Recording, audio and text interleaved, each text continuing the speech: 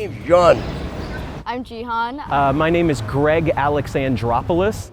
My name is Ted Lavash. My name is Debbie Greathead.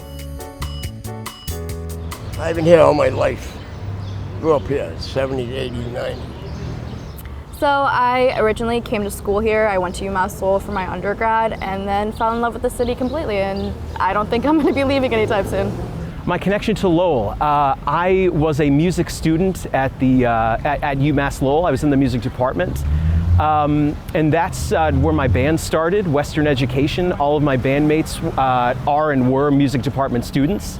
My parents were UMass Lowell students as well, and they grew up in the acre of Lowell. So my connection here is to the music and art scene. I live in Lowell. I have kids. My kids live in Lowell. My grandkids live in Lowell. I live right here in this building right there. I was raised in Barica. I moved to Lowell when I was 17 years old, and I am going to be 64 in August, and I lived in Lowell ever since. I came here from Lowell about 23 years ago. I had recently retired, and I'm an artist, so I was looking for an inexpensive studio. And at 23 years ago, Lowell was the place. They had the old buildings they were redoing, and I got a nice place, 3 big 10-foot windows, so it was ideal to come here. It's a single guy who's trying to move on and live, survive. I'd say I'm a very people person. I define my life by my relationships, whether that's at work or my roommates, my family. My sense of identity lies in the people I surround myself with. I try to care for others as much as I can. I try to, I define myself as someone, like I said, I'm in the arts and music side of the city, so art and music is important to me, but it's also important to me to leave a positive impression on not only the people around me, but to the city of Lowell. I want to make sure people know that I left a positive impact on the city and a positive impact to the people around me. Honest, nice person, easygoing. I don't know, struggling artist, but retired, so. It's like little circles. So it's your family community, and then it's like your friend community and the people you live with. And recently I've really discovered a sense of community in Lowell. I've been a part, especially working at a nonprofit like this, I've been in so many events and organized resource fairs that I've gotten to connect with the rest of Lowell in a way that I've never gotten to before, which is really, really cool. Yeah, so we're the Center for Hope and Healing. We're a nonprofit that focuses on individuals who have experienced sexual assault and harassment, and we also work with a lot of community partners that deal with domestic abuse, language access, and my job specifically, I'm a grant manager that my project is specifically for language access and creating more accessibility to all of these resources that we have that not a lot of people know about. I think nonprofit work is where I was supposed to be for a long time, especially in the ground, being part of the community, actively being present is such a fundamentally important thing for me. I don't think I could be working the rest of my life to make some random dude $1 in comparison to being actively a part of the community that I'm occupying. Yes, I go to Recovery Cafe of Lowell almost every day. I have a coach there.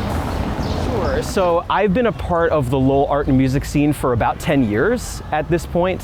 And it's changed a lot. I think it's definitely gone through ups and downs. I've spent quite a bit of time in the Boston art community, the Boston music scene as well. I have a couple of friends I hang out with. They're nice people, they're real decent, they're honest, they're, down to earth. So that's it. The Art League of Lowell, I'm a member there. A member of the Air Lofts Art Gallery. Marine Corps League, I'm an old Marine. Other than that, that's about it. Being a member of LTC back, that was good 10, 15 years ago. And I kept my membership for quite a while. but I learned how to use a video camera. I learned how to use the software Final Cut Pro, which I still use, by the way. I still do a lot of video editing. And it was a great teaching tool and a great place. I liked it a lot. Yes, there was one called the 100-Second Video Festival, where you had 100 seconds to do a video. It could be anything. And the great part about it is you'd get 50 submissions, but they're only 100 seconds long. So if you didn't like it, just wait a minute and you have a new one on. And I think they should bring that back. That was a lot of fun. Yeah, just depression and aggravation, stress, trying to survive, you know. I mean, everything. I feel like at this point there's always something going on, and whether it's the air quality from the forest fires from Canada or just, you know, the world climate and just seeing people suffer all over the world and not be able to do anything about it. I think that's a lot of the things that occupy this space, and it's a little frustrating when you can't actively do anything about it, but yeah. I mean, there are so many things we could talk about, but the couple of things that come to mind to me right, you know, sort of top of mind are gun violence is a huge problem. The rights of women are in jeopardy. The rights of LGBTQ plus folks are in jeopardy as well. You know, rights to education, rights to healthcare for all people, I think has been a problem for a long time. But there are a lot of folks that I think are in jeopardy that need help. And that's not local to Lowell or Boston. I think that's happening everywhere. Honestly, finding time to enjoy life again, and like after finishing my undergrad and starting to work again and trying to figure out what my priorities are, I think being a little kid again, like playing in the rain, like going to the beach and getting absolutely sunburnt. But yeah, just finding joy in the little things again. I think for me, I just turned 30, and it's thinking about like not only like through my 20s, what did I accomplish, what perhaps did I leave behind, what could I have improved, you know, what relationships with people could I perhaps have done a better job with, could I have been more responsible with, and what can I do, you know, in my 30s going forward? My mom, my dad, they're both deceased. I'm getting old. That's a tough part. Not quite as athletic as I used to be. But no, everything's pretty good. Nothing in general.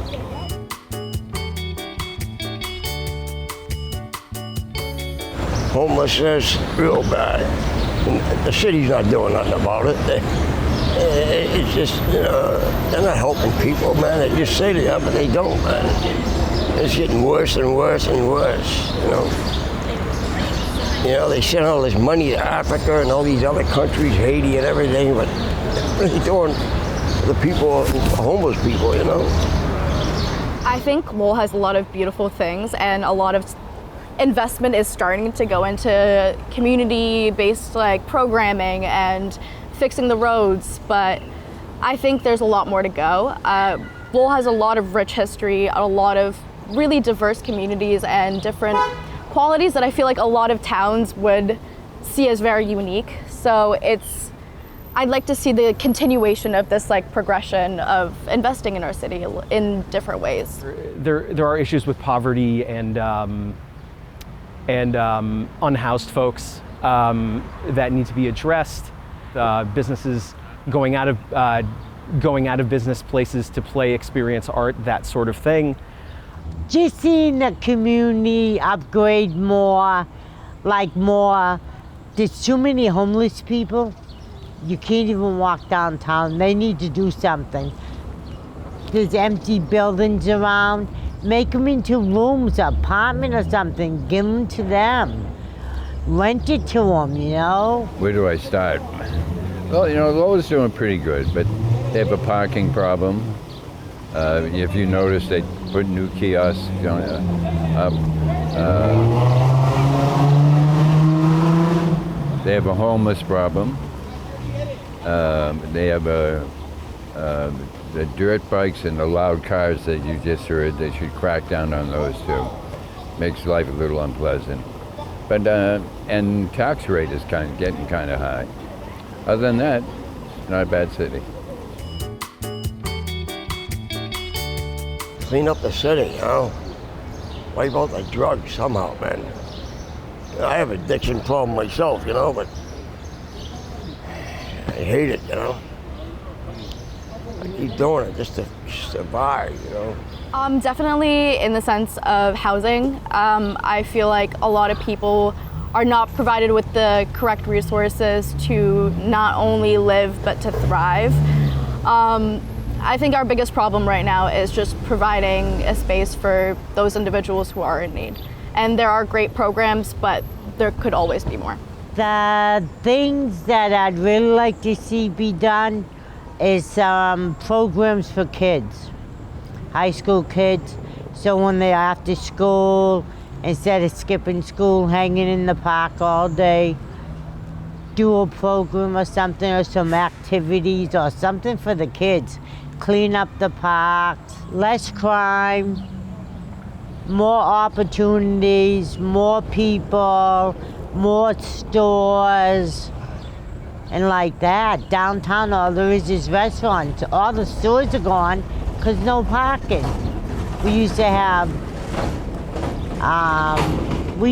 Chevy and Webb down there. We used to have all kinds of stores down there. Rainbow. Now we have nothing. Oh, I'd love to see it grow. I'd like to see more art come here. It's a real great place for art because there's 3 or 4 art galleries here. There's the museum, the Quilt Museum, Brush Art Gallery, Airlofts Art Gallery, All Art Gallery. So there's a lot to offer artists, and I'd like to see that develop more. Kind of, yeah. Yeah, I'm happy because I'm alive. Yeah, I don't want to die. I just turned 70 in May, and I find it harder to struggle, you know. I walk all day, and the more I walk, I get so much pain in my back, my legs, you know. And I'm a tough cookie. I can handle it, you know. Sometimes.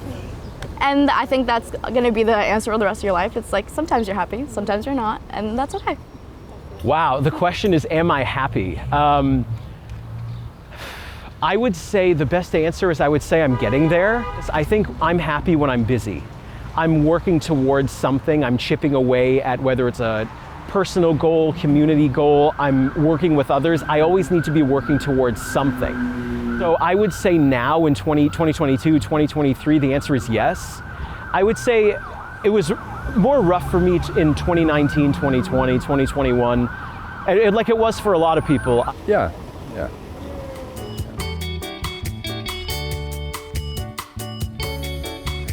Yes, I do.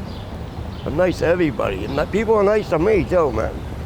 A lot of people help me out, and I appreciate it too. I think that's subjective. I think in my eyes, yeah, I see myself as a good person, but it depends on what bar you're measuring. I feel like good and bad are up to your own definition. Wow, that's really funny. Yeah, I would say I strive to be a good person, and I would hope if you perhaps asked people about me, they would say the same. I hope so. I try very hard. I try to be charitable and do the best I can. Candy. It makes me feel good. And coffee, that's it. I don't drink, I don't smoke or anything, you know. Well, opening our gallery was a great moment. That was a lot of fun. I live at Airlofts, so we have our own gallery there, and we opened the gallery in 2000, I think it was. And the city came, I had a ribbon cutting. It was a great day.